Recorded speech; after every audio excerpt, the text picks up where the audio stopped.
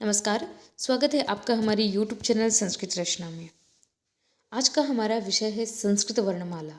संस्कृत का प्रारंभ, संस्कृत की शुरुआत कहाँ से हुई, कैसे हुई, किसने इसको व्यापक रूप दिया है और किस प्रकार से हमें संस्कृत भाषा का ज्ञान हुआ। सबसे पहले तो हम ये जान ले भाषा क्या है। विचारों के आदान प्रदान का माध्यम भाषा है। जैसे आप हिंदी में पढ़ते हैं, हिंदी व्याकरण में आपने पढ़ा है कि भाषा के कई रूप होते हैं, कथित भाषा, लिखित भाषा, सांकेतिक भाषा। लेकिन इन सब का प्रारंभ कहाँ से हुआ, कहाँ से आई, किस प्रकार से लोगों ने जाना कि ये कौन सी भाषा है, ये भाषा है अथवा नहीं है, वर्ण है, शब्द है, विचार है, क्या है और किस प्रकार से ये बना हुआ है, इसका प्रारंभ कहाँ से हुआ है, इन सब के विषय में आज हम जानेंगे। तो इसी श्रृंखला में सबसे पहले हम ये देखते हैं कि जो हमारी हिंदी भाषा है इसका भी प्रारंभ कहाँ से हुआ। देववाणी संस्कृत से। सभी भाषाओं की जननी माना जाता है संस्कृत भाषा को, और संस्कृत भाषा ही हमारे देश की प्राचीनतम भाषा है। हमारे देश में कहा जाता है कि पहले के लोग संस्कृत भाषा में ही बात किया करते थे और धीरे धीरे हम पाश्चात्य संस्कृत की तरफ बढ़ते जा रहे हैं और अपनी भाषा को, अपनी देववाणी को हम भूलते जा रहे हैं। हिंदी भाषा आज हमारे समाज में हिंदी भाषा को भी बहुत ही उपेक्षा की दृष्टि से देखा जाता है। लोग अंग्रेजी भाषा की तरफ अत्यधिक आकर्षित होते जा रहे हैं। ठीक है, आज के समय के अनुसार परिवर्तन होना चाहिए और समय के अनुसार आगे बढ़ते जाना चाहिए, लेकिन हमें अपनी मूल को अर्थात अपनी जड़ को कभी भी भूलना नहीं चाहिए। जो हमारा आधार है, हमारे जीवन का आधार है, हमारे देश का जो आधार है, हमारी संस्कृति का जो आधार है, ये हमारी भाषा है। तो आज हम सब देखते हैं कि संस्कृत भाषा कहाँ से प्रारंभ हुई है। तो सबसे पहले किसी भी भाषा को जानने के लिए, समझने के लिए हमें वर्णमाला की आवश्यकता होती है, व्याकरण की आवश्यकता होती है। व्याकरण में वर्णमाला, वर्णमाला कहाँ, जैसे हिंदी की वर्णमाला होती है उसी प्रकार से संस्कृत की वर्णमाला है। लेकिन संस्कृत अगर सभी भाषाओं की जननी है तो सबसे पहले तो हमें इसके विषय में जानना होगा कि ये वर्णमाला कहाँ से आई। तो इसकी प्रारंभ इसका कहाँ से होता है, इसकी शुरुआत कहाँ से होती है, तो हम ये देखते हैं कि ये भगवान शिव की कृपा से।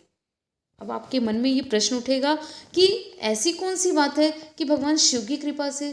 अरे ठीक है, सभी देवी देवताओं की कृपा से कुछ ना कुछ प्राप्त होता है, लेकिन शिव की कृपा से वर्णमाला कैसे। जरूर इसको किसी न किसी व्याकरणाचार्य ने लिखा होगा। हाँ, निश्चित रूप से किसी व्याकरणाचार्य ने इसको लिखित रूप दिया है, परंतु ये प्रारंभ कहाँ से हुआ है, भगवान शिव की कृपा से हुआ है।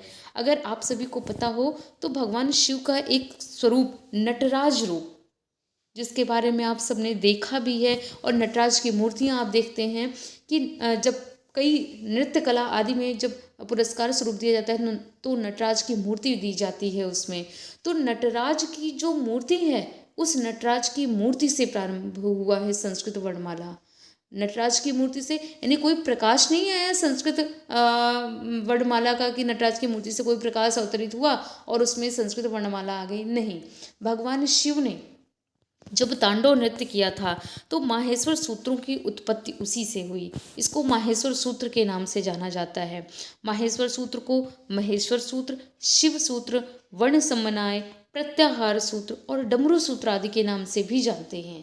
यानी इसकी शुरुआत महेश्वर अर्थात भगवान शिव के द्वारा प्रारंभ हुई। जब भगवान शिव एक बार तांडव नृत्य कर रहे थे तो उनके नृत्य से जो उनके डमरू की जो ध्वनि होती है, उस ध्वनि से कई सूत्र निकलते हैं और वही माहेश्वर सूत्र बन जाते हैं।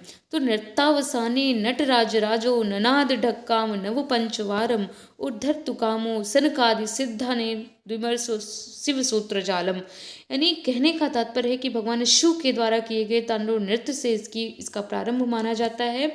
और फिर यही सूत्र महान व्याकरणाचार्य पाणिनि के द्वारा लिखित रूप से इसको हमारी संस्कृत वाङ्मय को दिया जाता है। संस्कृत में विभिन्न प्रकार के ग्रंथों की रचना इसके माध्यम से हुई है। तो ये महेश्वर सूत्र, माहेश्वर सूत्र, शिव सूत्र, किसी भी नाम से आप इसको जानते हैं। ये देखिए आपके समक्ष भगवान शिव की नटराज की मूर्ति आपको दिखाई पड़े, नटराज रूप भगवान शिव हैं। और एक चीज़ आपको विदित होगा, एक बात आपको जानकारी होगी, अगर नहीं होगी तो आप ये जान लीजिए, क्या आपने कभी ध्यान दिया है कि नटराज की मूर्ति के नीचे भगवान शिव के पैरों के नीचे क्या है? इनके पैरों के नीचे एक अपस्मरासुर नाम का दैत्य है। अपस्मरासुर यानी लोगों के विचारों में जो नकारात्मकता आती है, वही अपस्मरासुर नाम का एक राक्षस, एक दैत्य, एक दानव था, जिसको भगवान शिव ने अपने चरणों के नीचे दबा लिया था। इसको इन्होंने मारा नहीं, इसका अंत नहीं किया। क्यों? क्योंकि ये मस्तिष्क का कारक है।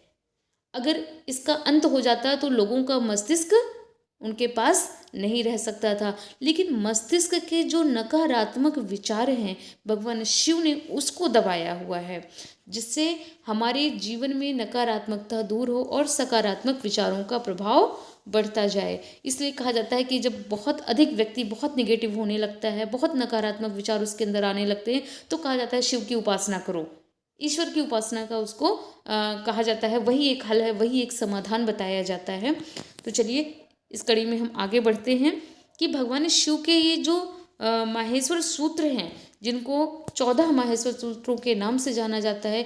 अब यहाँ पर आपको दिख रहा होगा कि पाणिनि के 14 माहेश्वर सूत्र। मन में ये प्रश्न आ सकता है कि अभी तो कहा जा रहा था ये तो शिव सूत्र है, भगवान शिव के डमरू से निकला हुआ है, और अब कहा जा रहा है कि ये पाणिनि के 14 माहेश्वर सूत्र हैं। तो जी हाँ, ये पाणिनि के 14 माहेश्वर सूत्र माने जाते हैं। आचार्य पाणिनि महान व्याकरणाचार्य जिनको माना जाता है, उन्होंने भगवान शिव के डमरू से निकलने वाले इन 14 माहेश्वर सूत्रों को संकलित किया, और उसी से पूरे संस्कृत वर्णमाला की रचना हुई।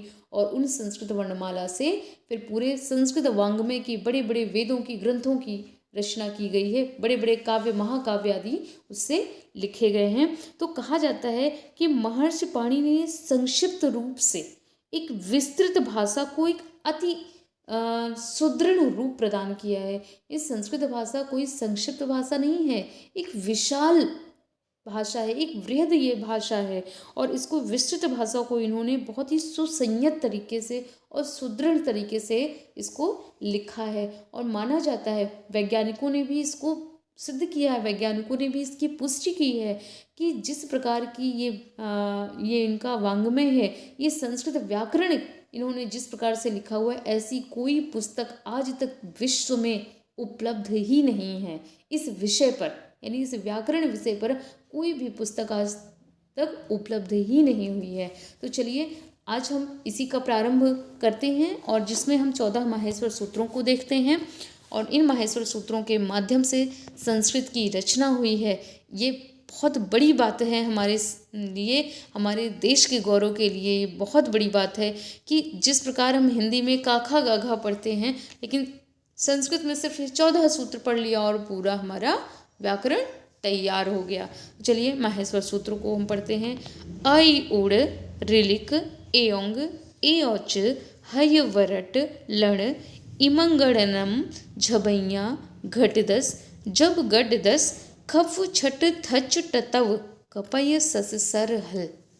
ये देखिए 14 माहेश्वर सूत्र हैं, और अगर आप इसमें ध्यान से देखेंगे तो इसमें आपके पूरी वर्णमाला में 2 प्रकार के वर्ण होते हैं, स्वर और व्यंजन, और इसमें पूरे स्वर भी आ रहे हैं और पूरे व्यंजन भी आ रहे हैं, जिसमें आप देखते हैं कि आपको आई उड़ से जो प्रारंभ हो जाता है, अयुड़ रिलिक एओंग एओच, यानी अयुड़ का आ और एओच का चा, इसके बीच में जितने भी वर्ण आपको दिखाई पड़ते हैं ये स्वर हैं। अंत में जो हलांत है, जिसमें आपको हलांत दिखाई पड़ रहा है, इसको उसमें गिना नहीं जाता है, लेकिन इसके बीच के जो वर्ण है आई उ रिली एओ एओ, ये आपके स्वर हैं, और इसलिए प्रत्याहार बनाए गए हैं। प्रत्याहार अर्थात संक्षिप्त रूप। जैसे अच कह देने पर आप ये जान सकते हैं, अच अर्थात स्वर।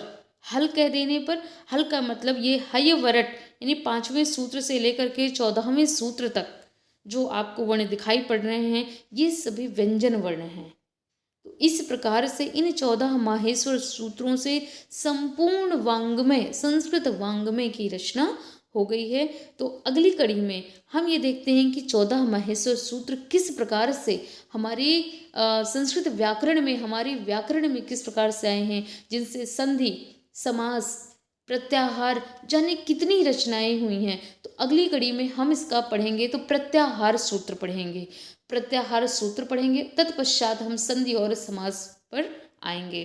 तो चलिए, तब तक के लिए धन्यवाद, नमस्कार।